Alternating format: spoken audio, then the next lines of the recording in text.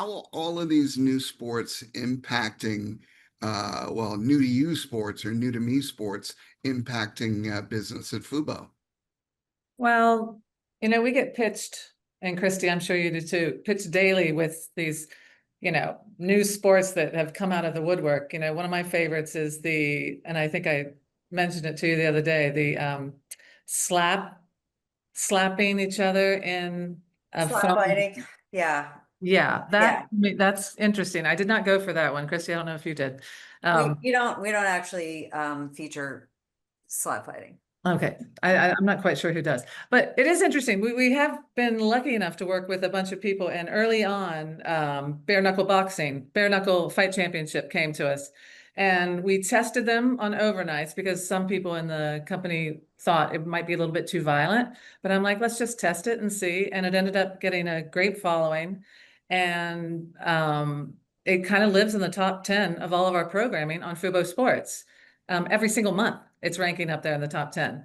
And it was doing so well that we, Fubo, at the company, we decided to make an investment. So we're minority owners. So to Christy's point earlier, the goal was to get eyeballs. So using Fubo Sports, because we're on almost every single platform out there, and we're on OTA, we can reach about between 155 and 175 million eyeballs, potential eyeballs. Now, we all know that you're not going to do that, but increasing the brand by using the internal marketing and just getting the brand out there, it has lifted these guys, and now they're a game changer. But yeah, some of these sports that come by, and I'm sure Christy, you have a ton of stories as well. They're quite interesting and inventive.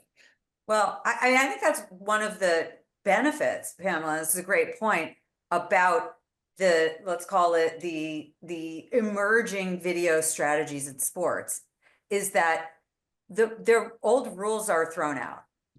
What we are seeing among not only Gen Z viewers, but among streaming viewers in general, and I would say this has been true for at least the last 10 years that I've had a significant access to first-party data about what people watch, is that the new viewing habits are not the old viewing habits.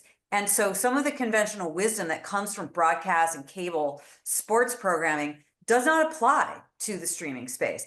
Things that people think are popular are not as popular as they think. And we've recently did some research on Gen Z media habits, and we found that the top 3 sports for Gen Z are football and basketball, okay, but combat sports, number 3.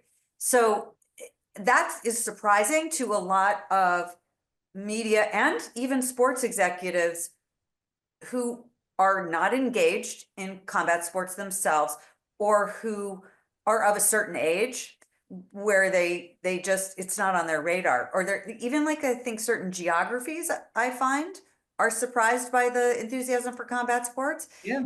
And so, like, in many cases, media executives, I think, bring their own bubbles to their expectations for the space that can be limiting to creativity, experimentation, and testing and seeing what works. So that's my 2 cents.